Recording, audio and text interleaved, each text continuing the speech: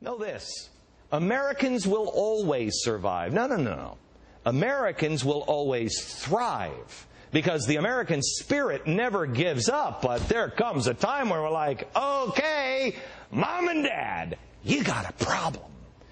Our parents are lying, and they need to be checked into a rehab. But the first thing we have to do is usher these people out of the bar.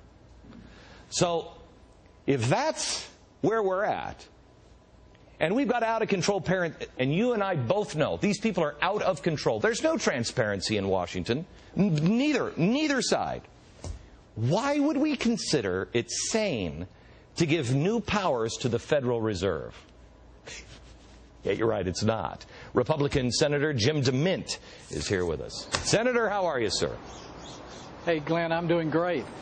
So, help me out. Why in our wildest dreams would we consider giving the Fed, which there's no transparency whatsoever, more powers to regulate our economy? Well, I'm glad you're bringing this up, and Ron Paul has the right idea on this. The Federal Reserve is supposed to be an independent agency that guarantees the value of our money by managing the money supply. But it's gotten involved in so many other things, regulating our banks, making it harder for them to lend money. At the same time, the Treasury is pushing TARP funds into the bank. They're starting to monetize our debt, which is basically printing more money than we've ever printed before. And Senator, what Ron Paul and... Excuse me. Go ahead. No, I'm sorry. I just wanted to say, when you were saying printing the money, their books, we believe that there's $9 trillion in Fed transactions, but they're only admitting to $2 trillion. And when Congress asked them up to the Hill to explain, Bernanke declared something called the banker's privilege, which means they don't have to answer. Well, what are we doing? Well, the current law apparently does not give us the authority, our Comptroller General, to actually audit their books. And that's what Ron Paul has introduced in the House, and I've introduced in the Senate, along with Bernie Sanders, of all people, the ability to audit the Federal Reserve, all aspects of the Federal Reserve, so we can see what they're doing. Because we're questioning their independence. They're working now with the Treasury, and there's a lot of suspicion that's well-founded that the Federal Reserve has gotten out of control like the rest of our government. I have to tell you, everybody in Washington always talks about a big tent. If you've got Ron Paul, who's a libertarian, you have Bernie Sanders, who's an avowed socialist, not like, oh, Glenn's calling somebody a socialist. He's a socialist. He admits to that. And then you, one of the only real conservatives in Washington, that's a pretty big tent.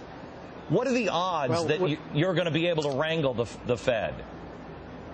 Well, we've already got 237 House members, enough to actually pass it in the House if we can get Pelosi to bring it up. And I think if we can get that much attention on this bill, I don't believe senators could vote against it if people knew what they were voting for, because everyone is suspicious of the Federal Reserve, and I am too. And I'm just hoping that we can get a clear audit, because this is our money supply, the value of our money, Glenn, our whole economy rides on it. And I'm worried that in doubling our money supply over the last year and this plan to withdraw money as our economy improves, I don't think they can pull it off. But we need to know what they're up to. And so Ron Paul, Bernie Sanders, they got the right idea. All right. So, Senator, let me say something risky here. I mean, why not? It's the Glenn Beck Show. Let me say something risky. That wouldn't surprise me. I think you guys are losing power. I think you guys are going to find yourself in a box if you don't stop the czars and the Fed and the Treasury. The executive branch is going to be all powerful, and you guys are. I mean, is anybody seeing this? What's happening here? That we're building a regal executive branch that answers to no one, really? Well, yeah, we all see it. The Democrats, who are the majority now in the House and the Senate, like it because they tend to agree with the executive branch. But wait, but Senator, I mean, can't you explain to them that the next time, their guy is out of office, they're going to hate it just as much as they hated it with George W. Bush? This is a very bad idea. it is a bad idea. And you're right, Congress is playing into their hands. Big time. We've given Treasury $700 billion as a slush fund that we thought they were going to bail out banks, and they bought General Motors and Chrysler. It's really out of control. They're not following the rule of law. We're way out of the bounds of any constitutional framework. And now we're going to try to give more power in health care to the executive branch. And so we got to put on the brakes. And I'm glad to see Americans standing up everywhere and saying enough is enough.